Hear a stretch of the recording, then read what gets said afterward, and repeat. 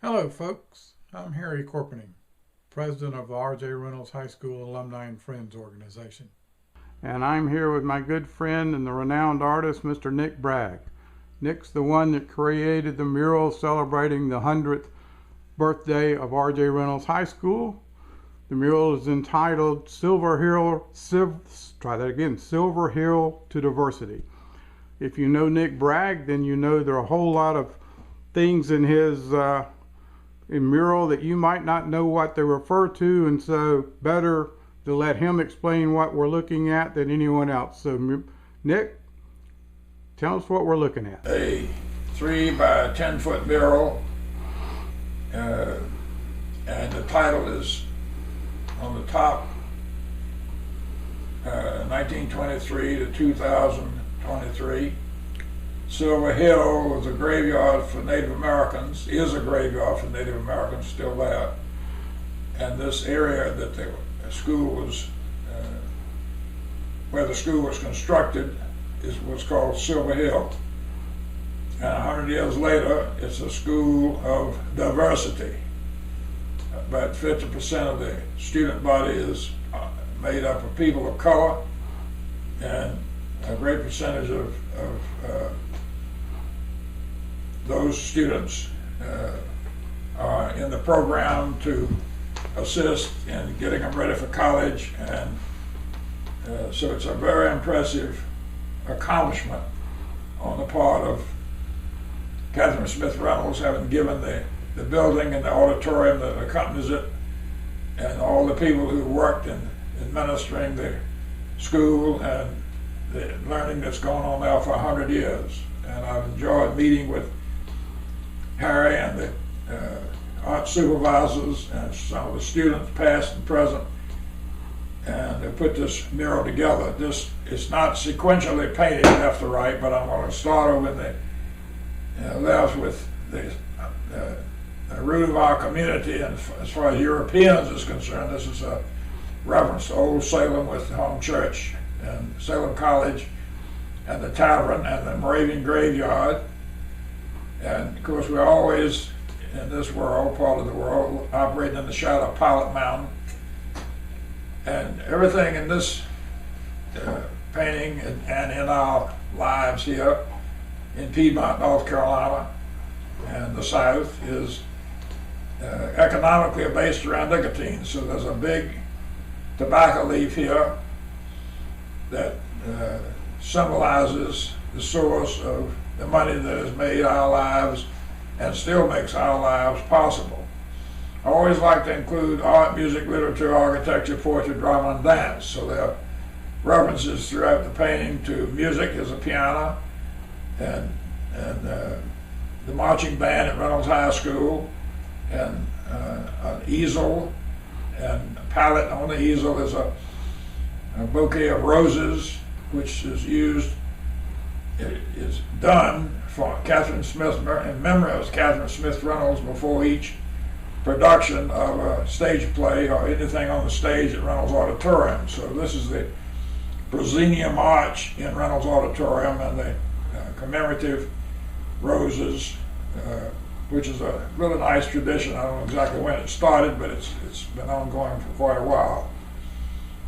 Harry informed me this is a Title I school. He's been a bus driver at the school or in the county, and so we put in this transportation element on the edge of Haynes Park, because all the Reynolds complex campus looks over Haynes Park, which you see the gates here, and the tennis courts and the track and lights and so forth.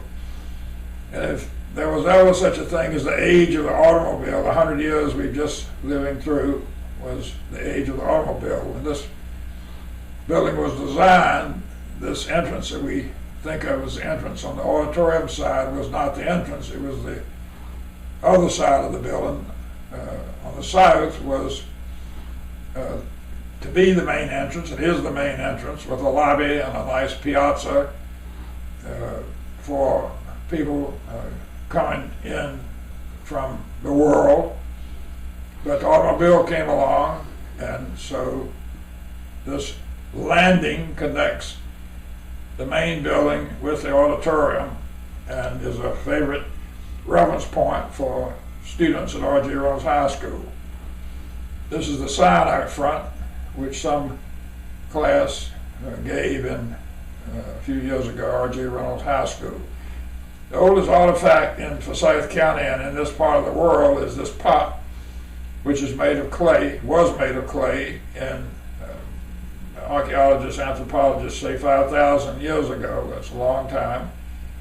Tells a lot of history of the world, but it's in our Museum of Anthropology at Wake Forest, and I think it's along a Pilot Mountain, 250 million years old, 5,000 years old, and then we have the 100-year march of history in this commemorative piece. Across the top is not only Pilot, but Saratown and the skyline of Winston-Salem. So we have the music and art and literature, architecture. Charles Barton Keene was architect of the auditorium and the school, and Reynolds House, the home of Mr. and Mrs. Reynolds, pictured here in caricature. Behind the auditorium there was a berm. There is a berm, it's still there, and in the middle of that they built the Judy Voss Jones Arts Building. They built it in the the berm makes an amphitheater. The idea was to have a place before the age of air conditioning or chilled air for performance. So we built that new building 10 years ago for the arts. Another landmark for the students is this.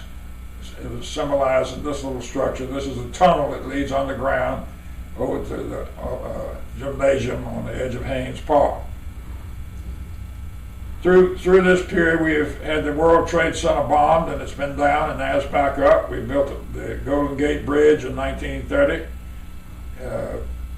The Industrial Revolution came to full fruition in the 20th century. We fought the Vietnam War and put up this amazing memorial in Washington by the world famous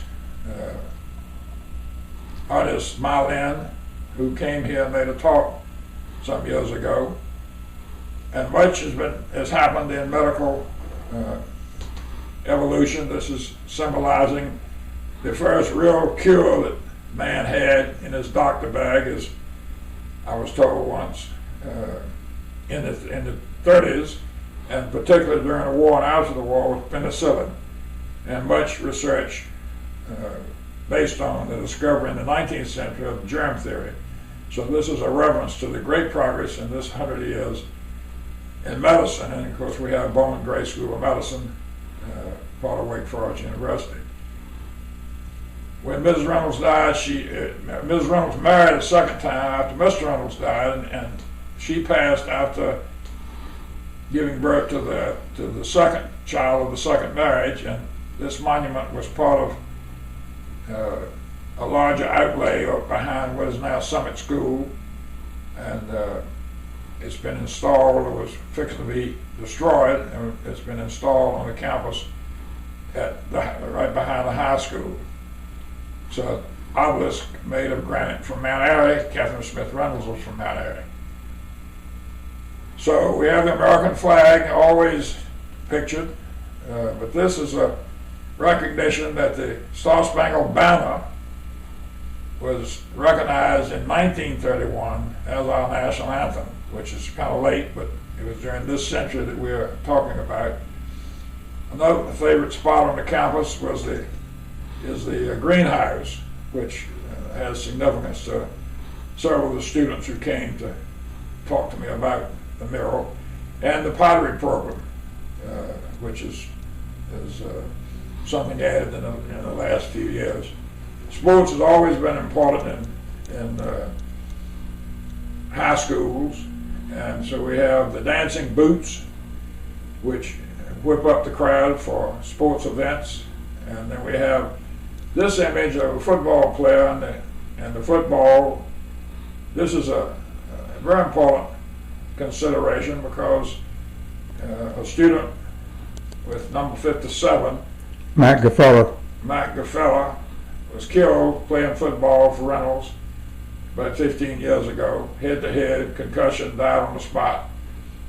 And that's in memory of him and in hopes that one day we won't play such dangerous sports.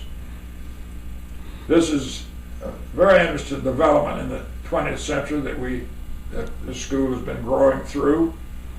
We split the atom in just before the end of the Second World War, and that gave us tremendous technology. We would never have had the computer in the world we live in today if we hadn't spent $1 billion in 1940s to split the atom at Los Alamos, New Mexico.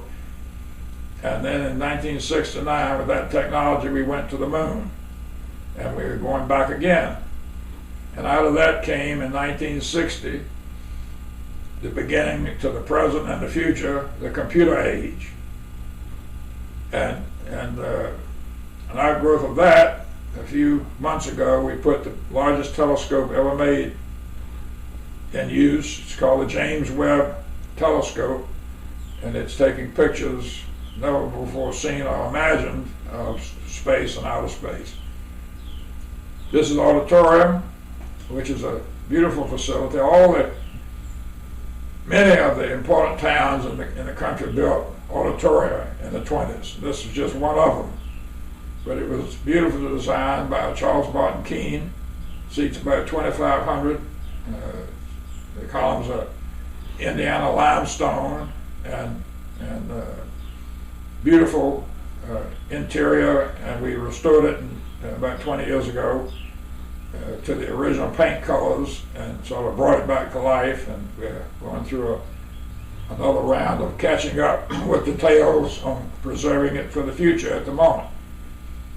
Out of this whole business of Silver Hill for basically the white community in Winston-Salem in 1923 has grown, as we've said, the 1,700 student body, a diverse school, and in the middle of that 100-year span, we had the opening and development of the North Carolina School of the Arts, 1965, which is definitely an outgrowth of the gift Ms. Reynolds made and that this community has enjoyed in its educational growth over this 100 years.